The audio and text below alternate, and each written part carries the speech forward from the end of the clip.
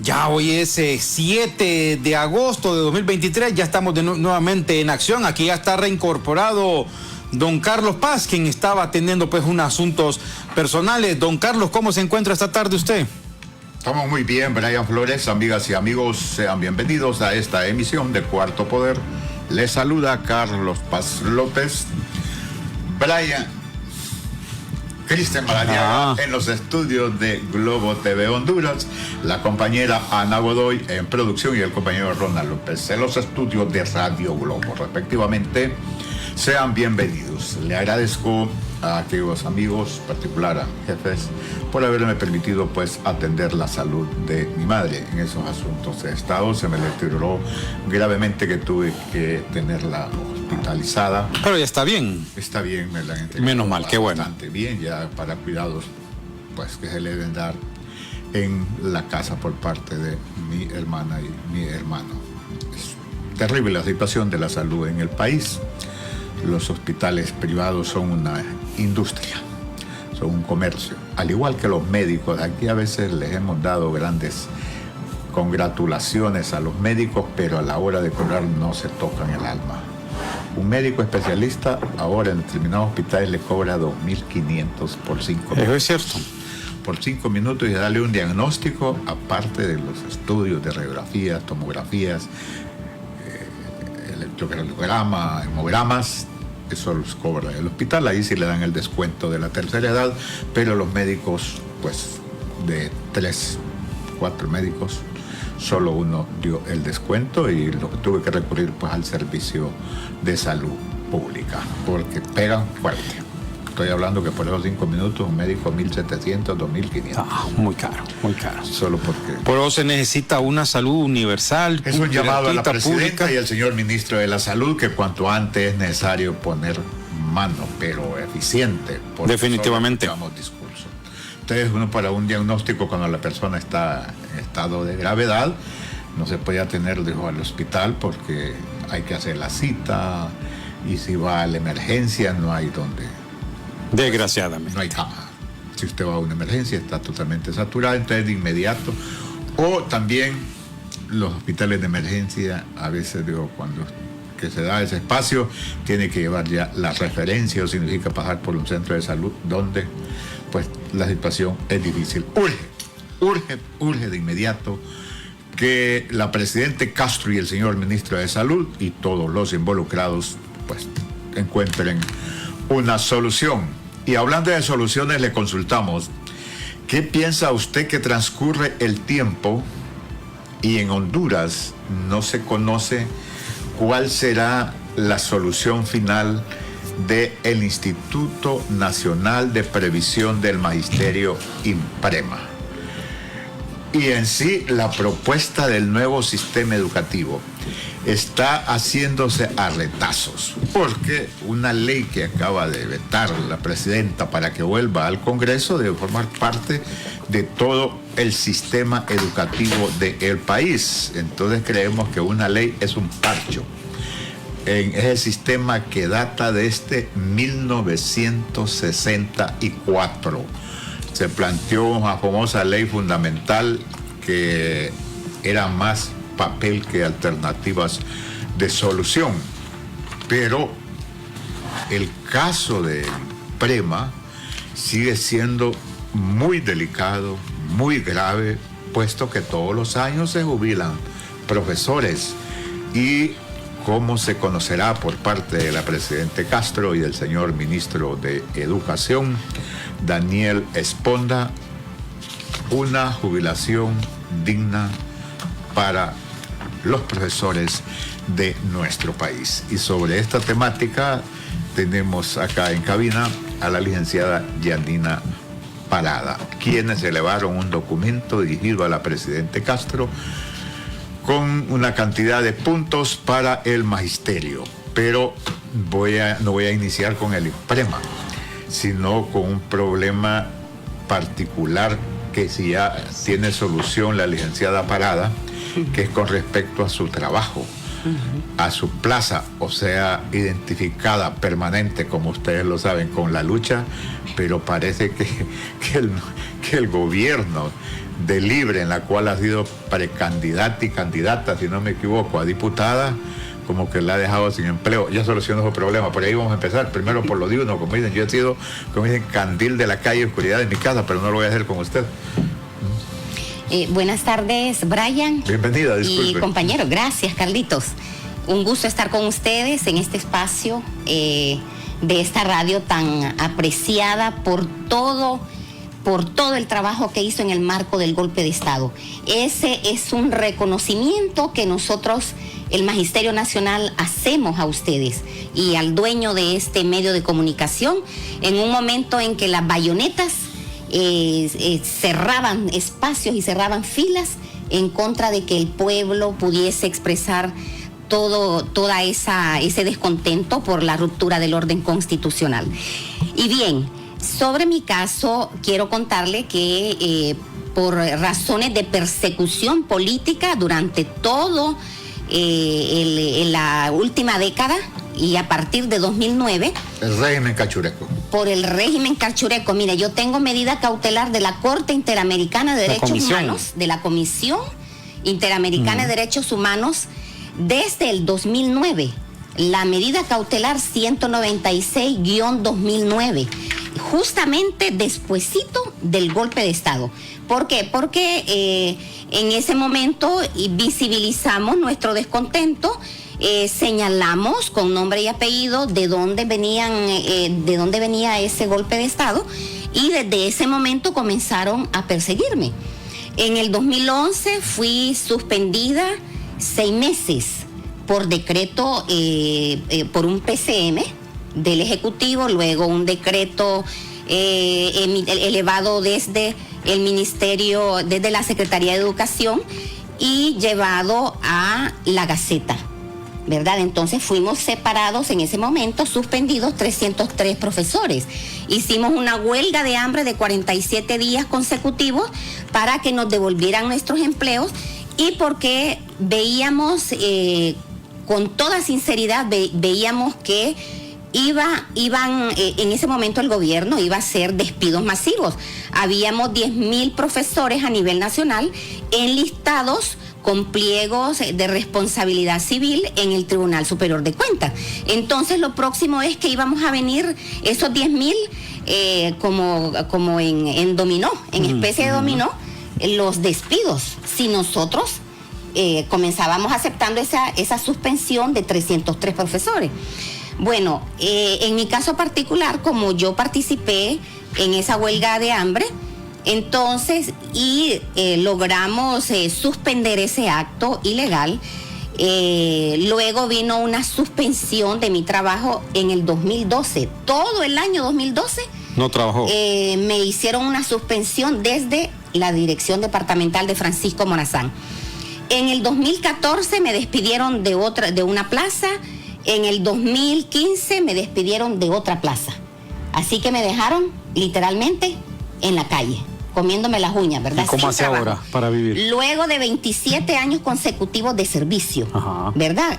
Con una demostrada capacidad, con una demostrada responsabilidad y compromiso con el magisterio, y luego con la patria, ¿verdad? En el tiempo de la ruptura del orden constitucional. Entonces, ¿cómo hemos hecho en todo este tiempo?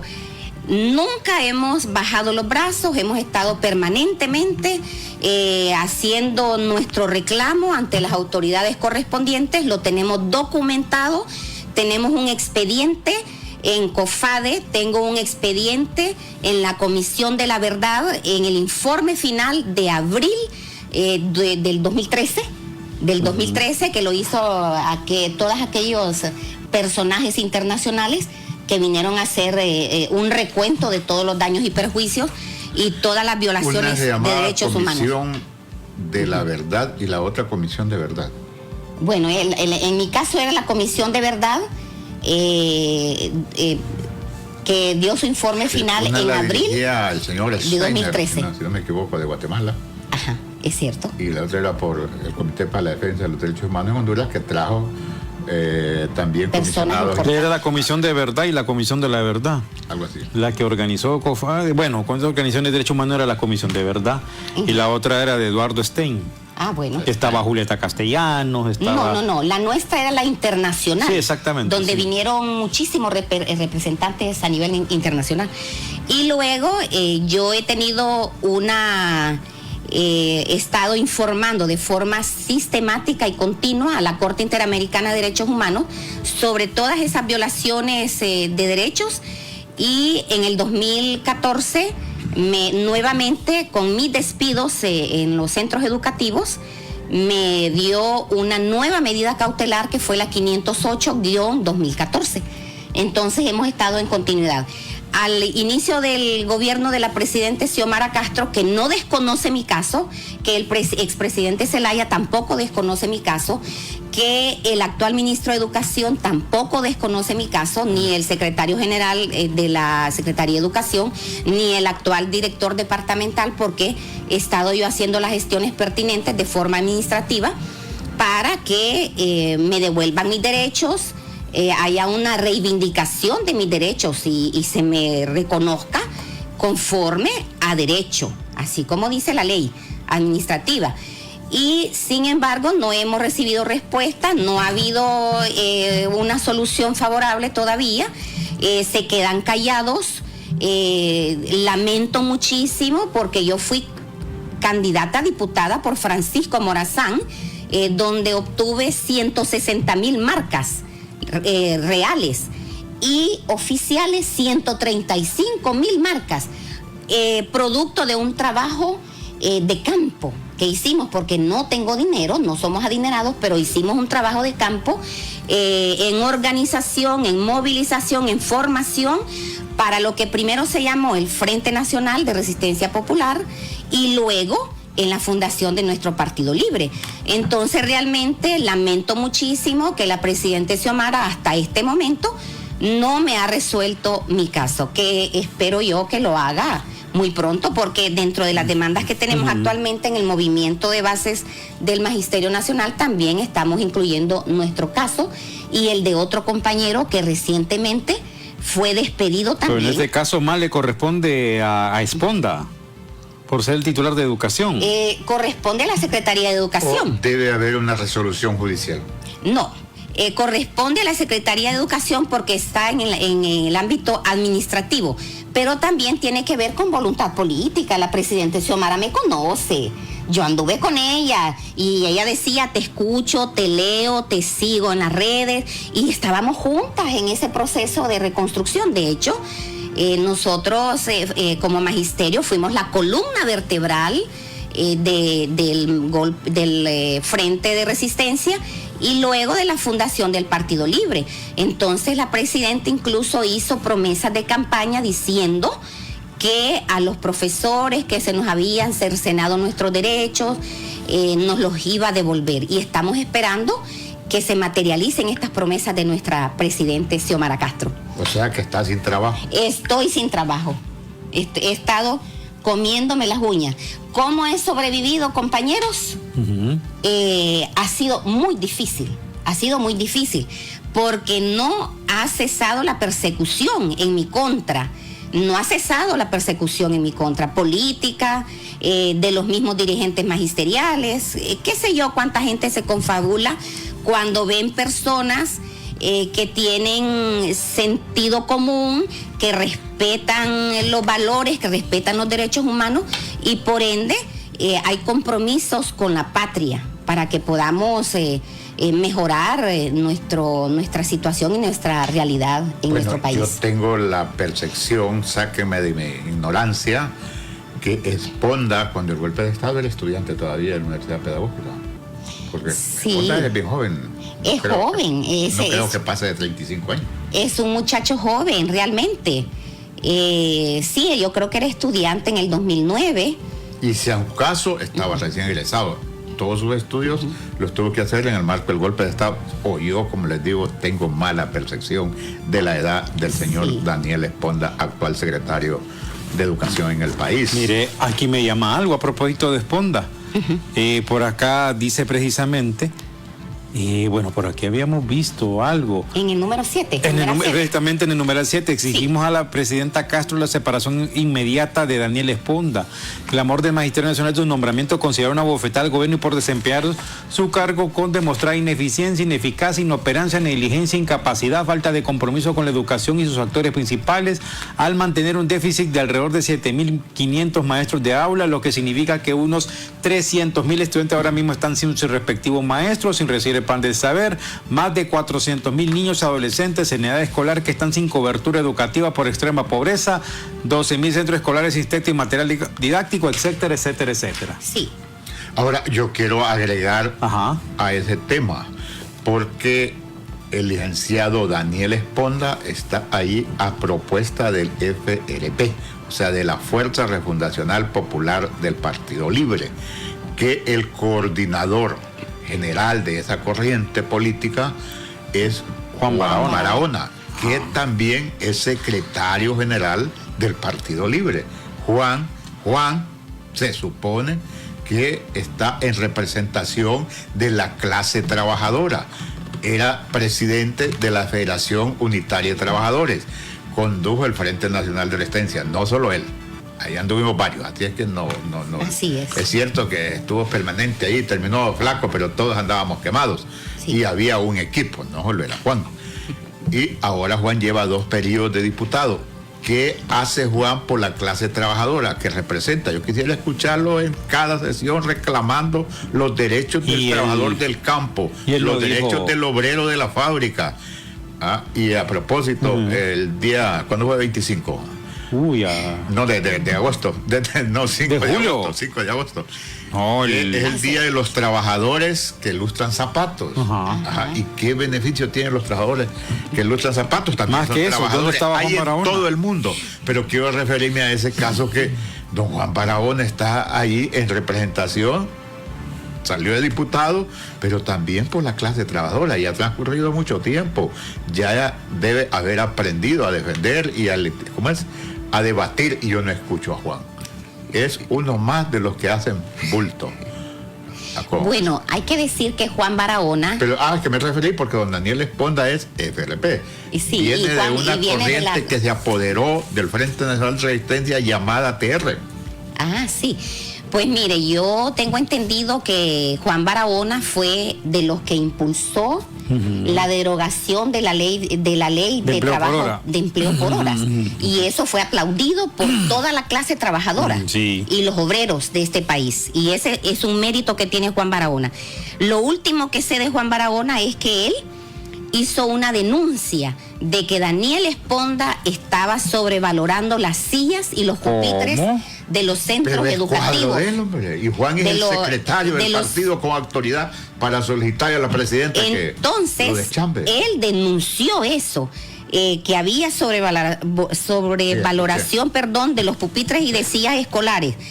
Y antes de Juan Barahona lo denunció y exigieron su denuncia reprobando la gestión los diputados César Castellanos, Sergio Castellanos, estuvo Edgardo Castro, Bartolo Fuentes, el diputado Harry Dixon y el diputado Russell Tomé, entre otros. O sea que hay conciencia de que este señor no ha dado el ancho en esta enorme responsabilidad que tiene. Ancho ni alto. Ni alto ni ancho, en esta enorme responsabilidad con la educación del país. De hecho, nosotros aquí solo mencionamos un par de situaciones gravísimas por las que él debe ser separado inmediatamente de su cargo. Mire, hay más de 7.500 un déficit de más de 7.500 maestros de aula a nivel nacional en el sistema educativo. Eso significa que alrededor de 300.000 estudiantes no tienen profesor.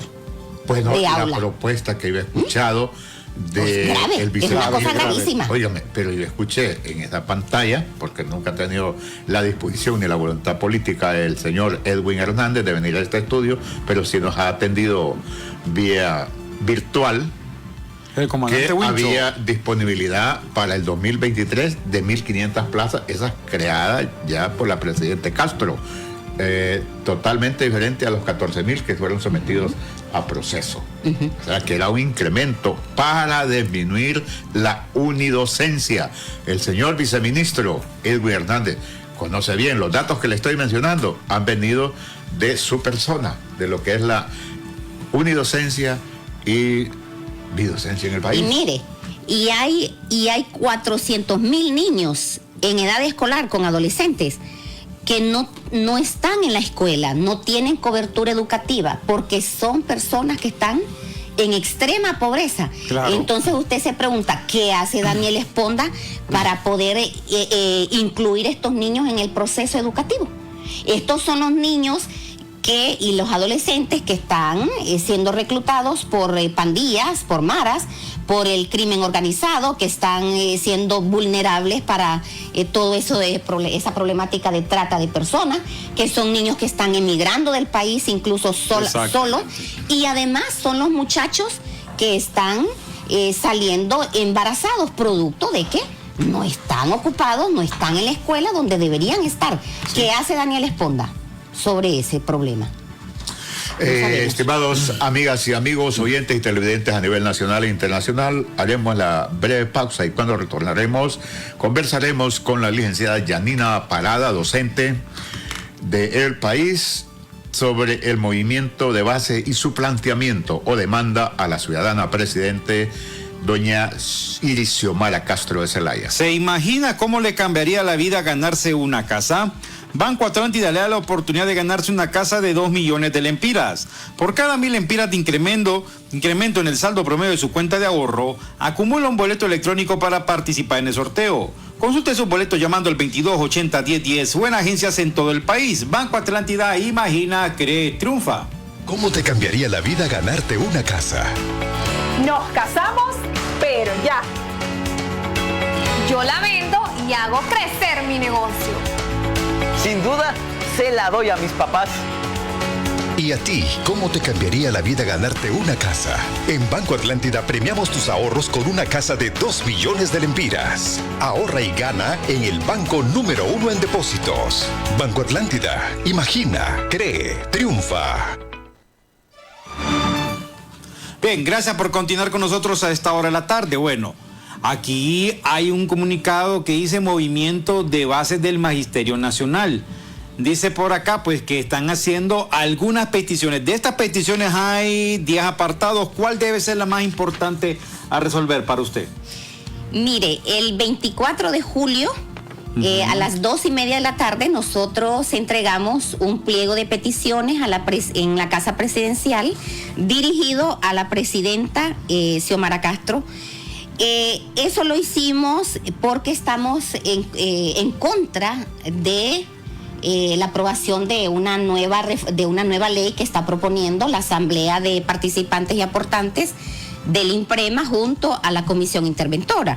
Entonces, el punto más importante dentro de este comunicado que el día de hoy dimos a conocer a través de una conferencia de prensa en las instalaciones del INPREMA es que la presidente Xiomara instale a la brevedad posible una mesa de diálogo y negociación con la Comisión de Representantes de este movimiento de bases del Magisterio Nacional, con sus respectivos asesores, y una comisión de representantes del Ejecutivo para que le demos trámite a todo ese pliego de peticiones que le hemos hecho, que no solamente incluye la temática de INPREMA, que es que estamos pidiendo la aplicación de la ley del decreto 1026 del 15 de julio de 1980, sino que también hay otra problemática que tiene que ver con las comunidades educativas y con la educación pública en general, ¿verdad? Que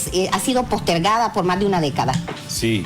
Vamos a ver por aquí. Dice que se comunicó con ustedes el presidente Zelaya. Sí, nosotros el jueves regresamos para saber la respuesta de este documento y uno de nuestros compañeros en la comisión se comunicó con el presidente Zelaya y él quedó de llamarnos hoy por la mañana, pero al parecer no respondió. Igual nosotros ya teníamos programada esa conferencia de prensa el día de hoy. Tengo la interrogante siguiente. ¿Por qué como Partido Libre los fundamentos de su doctrina establecen el fortalecimiento de las organizaciones gremiales, que estuvieron al frente en defensa de la institucionalidad democrática del país. Así y de es. donde surge como institución política, más el pueblo, que es el principal actor. ¿Por qué se dejan al margen los colegios magisteriales? ¿Qué les preocupa? A mí sí, porque dicen que sea el movimiento de bases que tiene su propia comisión. Fíjese que... ¿Qué participación tendrían los colegios magisteriales? Mire, fíjese que es esa invisibilización del Magisterio Nacional desde el Ejecutivo preocupa muchísimo al Magisterio, porque justamente nosotros fuimos la columna vertebral del frente contra el golpe de Estado y de la fundación del Partido Libre. Nosotros fuimos los que en primera instancia nos pusimos en primera fila para formar las estructuras del partido en el 2013, cuando no habían estructuras. Nosotros pusimos nuestros nombres, nosotros pusimos nuestro trabajo, nosotros hicimos el trabajo de campo. Y lamentamos muchísimo que hoy, ya Libre, hecho gobierno, no quiere escucharnos, no nos responde, desconoce las necesidades del Magisterio Nacional y se deja, tal vez porque solamente escuchan a los dirigentes magisteriales. Sí. Y probablemente los dirigentes les mienten, les engañan, diciendo que todo está bien. El problema que tenemos es que los dirigentes magisteriales siempre se han plegado a los gobiernos de turno y muchísimas veces toman decisiones en contra del magisterio, porque algunos de ellos tienen tremendos expedientes de corrupción, de actos de corrupción dentro de los colegios magisteriales, y por ahí les doblan el brazo los gobiernos de turno y les hacen apoyar leyes que van en contra de sus propios gremios. Entonces, nosotros sinceramente no comprendemos por qué el gobierno de la presidenta Xiomara ignora al Magisterio Nacional. Considero que valiéndose que los que dirigen el sistema educativo del país pertenecen al gremio magisterial. Aquí debemos reiterar, como en otras ocasiones, al que menos conozco es a don Daniel Esponda, pero yo conozco de antaño, como decimos popularmente, a Jaime Rodríguez, Sí. bien del movimiento estudiantil. Edwin Hernández viene del movimiento estudiantil. Oliva también fue dirigente magisterial, a quien también conozco poco, pero fue dirigente magisterial del Colprosuma y que creo que lo sigue siendo. Edwin Oliva se ha desempeñado muy eficiente, y combativo, deliberante, beligerante. Entonces la presidenta dice, el magisterio está dirigiendo el sistema educativo. Pero ellos, ¿qué están haciendo en la práctica? Bueno, acá lo puede decir la Mire, en la práctica ellos han manejado los colegios de forma antojadiza, lo han manejado como hacienda privada, han cometido muchísimos vicios de abuso de autoridad y de abuso de poder dentro de los colegios magisteriales. Y esa misma práctica la están poniendo desde la Secretaría de Educación. Entonces, realmente, esta gente no beneficia la gestión de la presidenta Xiomara Castro. Al contrario, son personas que están desprestigiadas al interior del Magisterio Nacional y le desprestigian el gobierno a nuestra presidenta Xiomara. En ese sentido, nosotros, desde que la presidenta nombró de ministro de Educación a Daniel Esponda, lo hemos tomado como una bofetada de forma inesperada e inexplicable.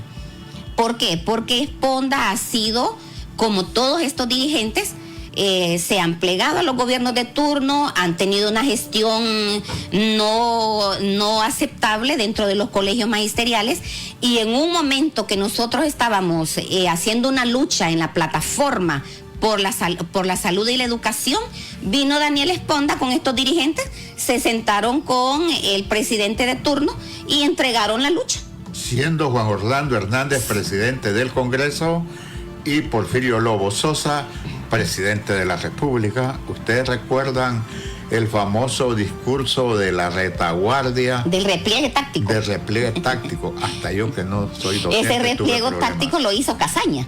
Y la entrega de la plataforma Casaña lo hizo Esponda. De inmediato se comunicó con mi director de aquella ocasión para amenazarme. Casaña, que es diputado, porque vi que estaba traicionando, lo llamé al Casaña y le dije que estaba traicionando, que el repliegue táctico era una estrategia, no una feria, porque él decía, se repliega Islas de la Bahía, se repliega Intibucá, se repliega Choluteca. Y al final, ¿en qué quedó el repliegue táctico? Es una estrategia, pero acá en la capital muchos colegios estaban tomados todavía por padres de familia y estudiantes. Mire, ese repliegue táctico... fue una negociación. Cuando el Magisterio Nacional estaba en su mejor momento de lucha, que debimos hacer avanzar en los procesos de negociación a favor de la educación pública, a favor de las conquistas del magisterio y de las comunidades educativas. Viene este señor, hace este repliegue a cambio de que quería reelegirse como presidente del COPRUM. Bueno, como hay que hablar apegado a la realidad, también se nos dijo, cuando me llamó mi director, que había amenaza por Porfirio Lobo Sosa con suspender la personalidad jurídica de los colegios magisteriales, que mantenían una lucha férrea. El diputado. Sí. Vamos a escuchar al diputado que también es docente y miembro de la Comisión de Educación, Mario Argeñal, desde el Paraíso Estado, o se encuentra acá en la capital. Diputado Argeñal, escuchamos con respecto a la situación del sistema educativo y que es necesario tomar decisiones contundentes. Le escuchamos. Disculpe, Carlitos, sí. Yo no escuché su interrogante. Si me permite, por favor, volverla a escuchar. El sistema educativo del país, no se ve el impacto de las reformas o de los cambios que debe tener. Se está repitiendo lo mismo, por lo cual el magisterio ha vivido luchando permanentemente. Se derogó, es cierto, la ley fundamental, pero los docentes siguen por lo menos esperando qué va a pasar con el IMPREMA. ¿Cuál es el sistema educativo que se debe implementar en el siglo XXI? Le conocemos y sabemos que es estudioso de la temática, también dirigente magisterial del COPEN, profesor Argeñal. Sí, buenas tardes a Yanina y a los demás que se encuentran en cabina y en controles. Precisar que tenemos claro que una reforma educativa tiene como propósito fundamental precisamente adaptar el sistema educativo a las nuevas condiciones que la realidad exige. El neoliberalismo agendó en el tiempo reformas educativas neoliberales desde 1990 que no surtieron los efectos deseados, ni siquiera en materia de cobertura, mucho menos en materia de calidad educativa. Fracasó el neoliberalismo educativo. Es preciso recordar las frases de la exministra de Educación en el 2017, en septiembre de 2017, doña Rutilio Calderón, cuando precisaba: la educación en Honduras, en lugar de haber avanzado, ni siquiera indicó se ha estancado, ha retrocedido. En ese marco del fracaso de las reformas educativas neoliberales desde el gobierno de la presidenta Xiomara Castro Sarmiento, se deciden impulsar reformas educativas que sean una alternativa frente al fracaso del neoliberalismo, y se plantea un proyecto de reforma conocido como refundación del sistema educativo. La refundación del sistema educativo en el marco de una sociedad capitalista neoliberal como existe en Honduras, porque Honduras no es un estado distinto a prácticas económicas y educativas neoliberales. Pues el Estado, dentro del neoliberalismo, se plantea la refundación y con ello construye acciones como, por ejemplo, readecuar los espacios escolares, efectuando fuertes inversiones en materia educativa en los mismos, crear un clima diferente para los docentes en los espacios escolares sin persecución, y adicionalmente contribuir con el respeto del instrumento jurídico, en este caso en materia laboral y también en alguna medida en materia económica, como es el Estatuto del Docente Hondureño. Hasta ahorita, la reforma curricular está, diríamos, en proceso de construcción, porque ese es otro elemento que incluyen los procesos de reforma, pero también los procesos de reforma deben de tener presupuesto para la reforma. Y esta reforma educativa que se está impulsando, pues vemos que no tiene presupuesto para la reforma. Y cuando yo digo presupuesto para la reforma, no estoy responsabilizando a los que dirigen el sistema educativo, estoy responsabilizando a los que deberían de comprender cómo se hacen las reformas en tiempos del neoliberalismo, que es precisamente construyendo condiciones para competir en un mundo neoliberal, como lo dice el mismo neoliberalismo. En el neoliberalismo se desfinancia, que hay que financiar. En el neoliberalismo se desmontan los juicios críticos, aquí hay que montar en los espacios curriculares espacios críticos para un nuevo tipo de hondureño que tenga capacidades para competir en el mercado internacional, para que Honduras se vuelva atractivo para las inversiones, porque vivimos en una sociedad neoliberal y eso no lo podemos negar. Este neoliberalismo sigue vigente en el sistema educativo. En el caso específico de INPREMA, los profesores, las profesoras, estamos esperando esas reformas a la nueva ley de INPREMA, es decir, estamos esperando una nueva ley en términos objetivos que le brinde a los profesores la posibilidad de retirarse de manera digna a los 55 años de edad, que le brinde a sus familias y a él en particular mejores condiciones de vida. La reforma está en proceso de construcción y los impactos, porque yo soy serio, de hecho mi tesis de maestría son las reformas educativas neoliberales durante el periodo 90-2012, Carlitos y Yanina. Y las reformas tienen sus impactos no de inmediato. Las reformas tienen impactos medibles a corto plazo, pero sobre todo a mediano plazo. Usted empieza a notar, por ejemplo, el clima de la reforma. El profesor no se siente perseguido, no se siente acosado. Eso es un clima favorable de esta reforma. Pero en materia de calidad, en materia de desempeño, en materia de cobertura, eso se empieza a sentir por parte de las poblaciones a mediano plazo. Esto es una reforma en proceso de construcción. Esperamos que sea ejecutada como se debe. Yo desearía que sea ejecutada con los mejores técnicos, con los mejores especialistas, con los mejores cuadros, precisamente que tengan las competencias para la reforma. Eso es una reforma seria que el país requiere. Muy bien. ¿Cómo debemos entender, o para nuestros oyentes y televidentes, esta reforma integral en un marco holístico? Bueno, todas las acciones que se ejecutan desde el Estado son acciones políticas. Este proyecto refundacional de la educación le apuesta a construir un nuevo tipo de ciudadano.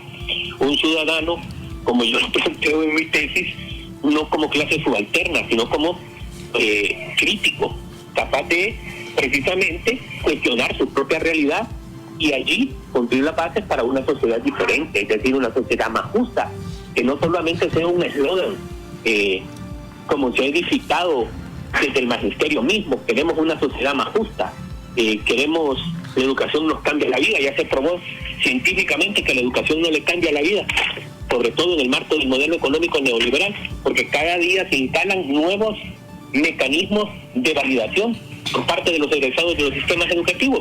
Entonces necesitamos una sociedad que impulse una reforma articulada precisamente con ese proyecto refundacional de Estado.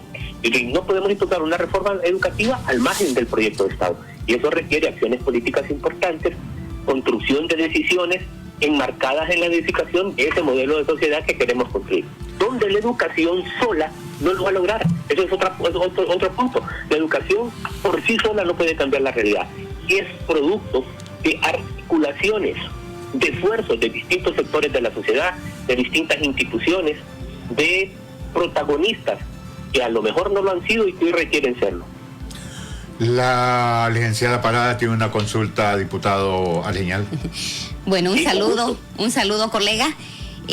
Primero decirle que comparto todo lo que usted ha descrito en este momento, pero quisiera preguntarle, ¿conoce el Magisterio Nacional el proyecto de refundación de la educación? Bueno, ese es un tema fundamental. En un proyecto de refundación de la educación, los maestros deben de ser protagonistas. Segundo. Y hasta este momento, disculpe, compañera Yanina, sí, quien está de cerca de ese proyecto, al menos así se nos ha indicado, son las dirigencias magisteriales. Pero las dirigencias magisteriales no es el magisterio. Y el magisterio tiene que participar, tiene que empoderarse, tiene que sentir que ese proyecto le pertenece. ¿Y los padres de familia? Igualmente, estamos hablando de los distintos actores de la sociedad, pero como la pregunta de la compañera Yanina es referente al magisterio, pues yo le puntualizo con él. En el caso del magisterio tienen que participar las iglesias, tienen que participar los medios de comunicación, lo que nosotros conocemos como comunidad educativa. Y otra pregunta, Mario, Sí. ¿incluye ese proceso de refundación educativa la devolución de las 18 escuelas normales para que garanticen esos procesos de formación de docentes que sea con esa mística, ¿verdad? Amplia en el conocimiento de la metodología, de la didáctica, de los sistemas de evaluación, etcétera? Bueno, los estudios de organismos internacionales plantean que las normales cumplieron un papel fundamental en un periodo en que Honduras carecía de docentes, tanto del nivel primario, como se le conocía en su momento, como del nivel medio. El sistema educativo necesita irse profesionalizando, capacitando, así ha acontecido en casi todos los países del orbe, en un mundo global, donde las normales se han convertido en instituciones prácticamente que crean las condiciones para continuar estudios del nivel superior.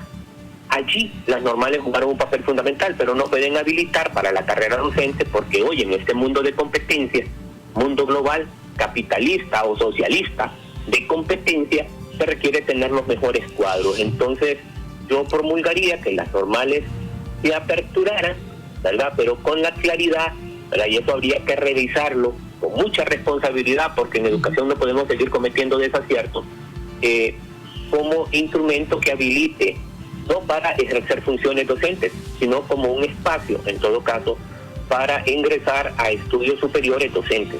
Entonces, en eso yo sí requiero ser serio. Tenemos un sistema educativo en crisis y en todos los países del mundo donde la educación ha sido un instrumento fundamental para mejorar indicadores, para construir calidad, se han tenido los mejores cuadros. Y los mejores cuadros pasan por reclutar esos mejores cuadros, y las universidades son un instrumento fundamental. Mario, considero yo que hay una contradicción cuando tú dices que el currículum tiene que estar siempre basado en competencias. Eso es eminentemente del neoliberalismo. Sí, cuando claro. Nosotros en una refundación deberíamos promover la formación integral del individuo como un ser pensante, un ser crítico, un ser autogestor de todo su desarrollo y crecimiento como ser humano, ¿verdad? Y en ese sentido me parece que las escuelas normales tienen que ser devueltas al sistema educativo, porque son las que están diseñadas para esa primer grada de formación inicial del docente. Ahora mismo yo recuerdo haber escuchado al rector de la universidad, Aldumín Díaz, donde reconoce que los procesos de enseñanza y de aprendizaje en Honduras han retrocedido enormemente, y es justamente porque quienes están ingresando a la escuela superior, que es la universidad pedagógica, para formar docentes, son personas que no tienen las habilidades y todas esas destrezas que debe tener el maestro en su formación inicial. Esta información inicial yo he reconocido que hasta allí se podrían habilitar como formación inicial. Es correcto. Pero también pero hay que garantizarles a esos futuros docentes que se formen de manera inicial en las normales, no sé si en las 18, hay que garantizarles un espacio laboral. Y de momento, con el actual sistema educativo, los docentes no tienen oportunidades laborales, ¿verdad? Entonces, el proceso de refundación de la educación representa, porque la universidad pedagógica también oferte nuevas carreras, también representa que se hagan estudios serios en las distintas regiones del país en función de lo que se requiere. Y cuando yo decía el tema de la competencia, es que seguimos viviendo en una sociedad capitalista y el mundo sigue siendo global. Y en un mundo capitalista como el que tenemos, necesitamos, como decía, financiar los procesos para crear hondureños críticos, pero también con habilidades para que pueda llegar la inversión. Yo estoy clarito que el diseño de competencias es neoliberal, Yanni. Así mismo. Pero no. que actualmente, como estamos insertos todavía en una sociedad capitalista y el mundo occidental sigue teniendo una influencia enorme en Honduras. Como nos permítanos un momento, diputado. Yo le iba a plantear ¿sí? al profesor que le agradecemos, profesor, si no tenía agregada, porque vamos a ir a una pausa. Solo que nos permita un momento para que volvamos con usted y también con la profesora Bayarina Parada. Solo permítanos un momento, diputado. Bueno, vamos a la pausa. Les recordamos, ¿se imagina cómo le cambiaría la vida ganarse una casa? Banco Atlántida le da la oportunidad de ganarse una casa de 2 millones de lempiras. Por cada 1,000 lempiras de incremento en el saldo promedio de su cuenta de ahorro, acumula un boleto electrónico para participar en el sorteo. Consulte sus boletos llamando al 2280-1010 o en agencias en todo el país. Banco Atlántida, imagina, cree, triunfa. ¿Cómo te cambiaría la vida ganarte una casa? Nos casamos, pero ya. Yo la vendo y hago crecer mi negocio. Sin duda, se la doy a mis papás. ¿Y a ti, cómo te cambiaría la vida ganarte una casa? En Banco Atlántida premiamos tus ahorros con una casa de 2 millones de lempiras. Ahorra y gana en el banco número 1 en depósitos. Banco Atlántida, imagina, cree, triunfa.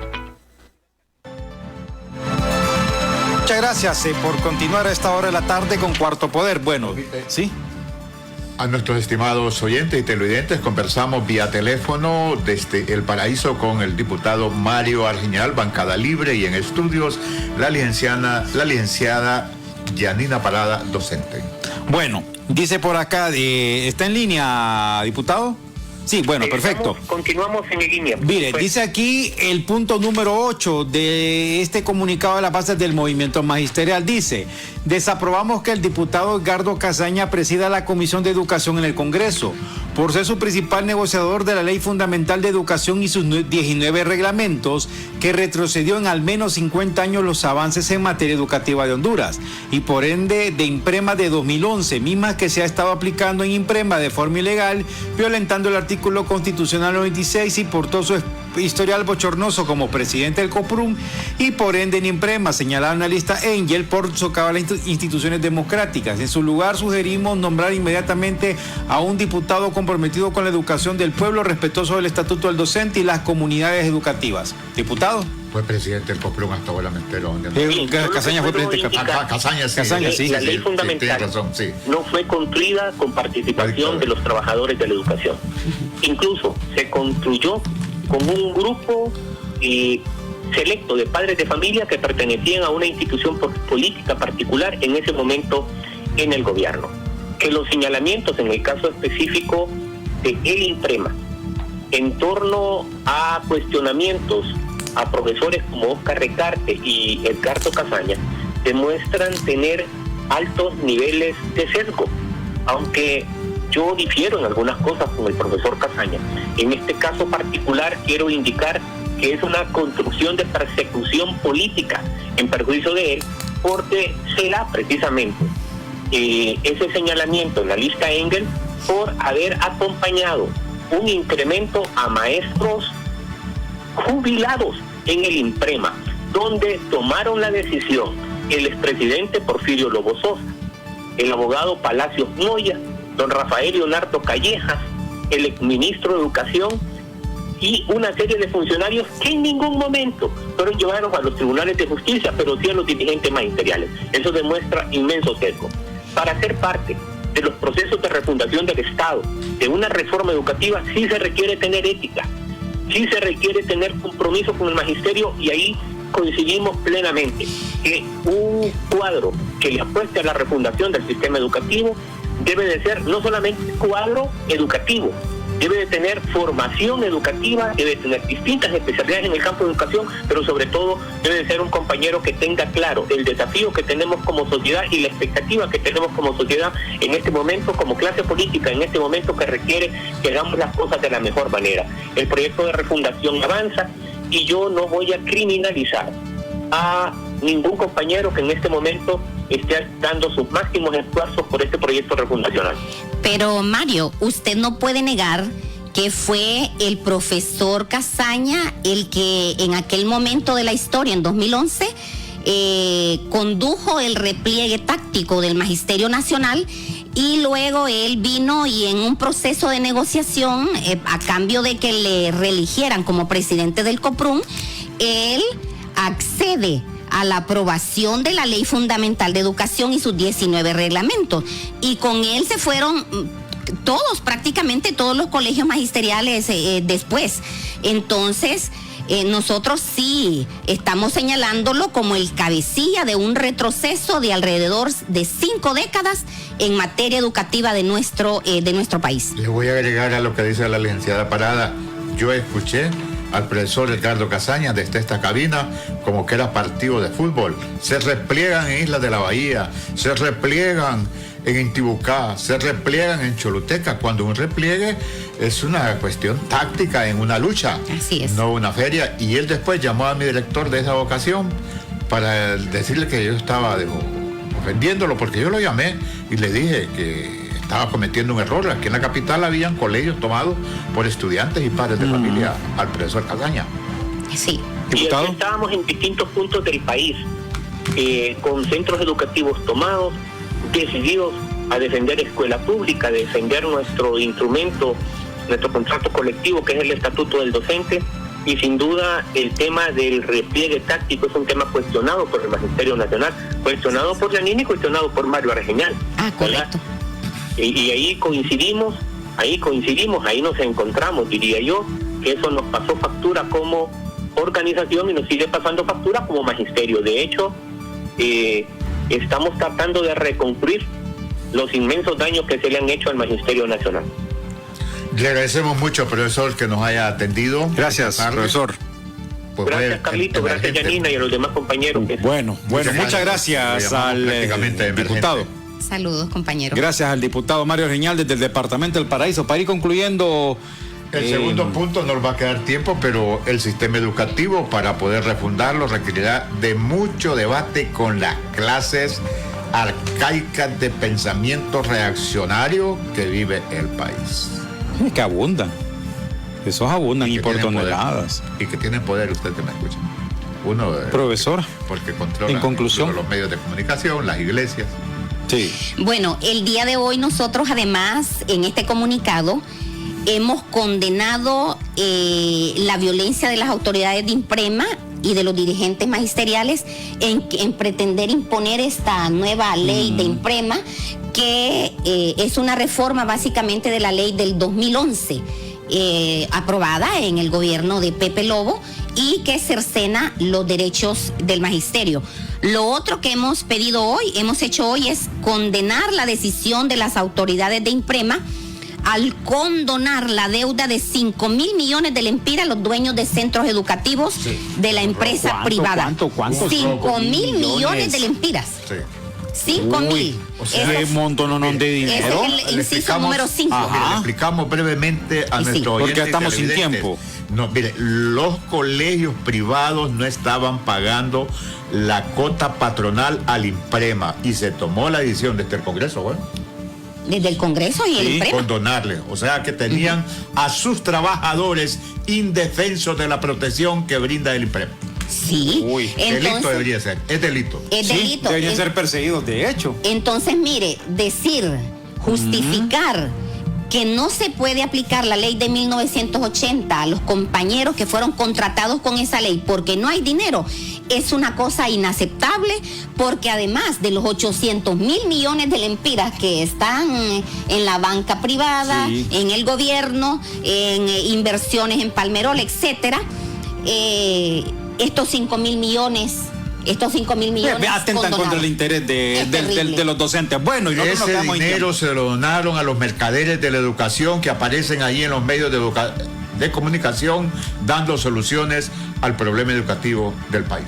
Así es. Le agradecemos mucho, Licenciada Parada. Muchísimas gracias. Muchas gracias. Saludos a los compañeros. Bueno, nos quedamos en tiempo. Bueno, veámonos mañana a las 4 de la tarde.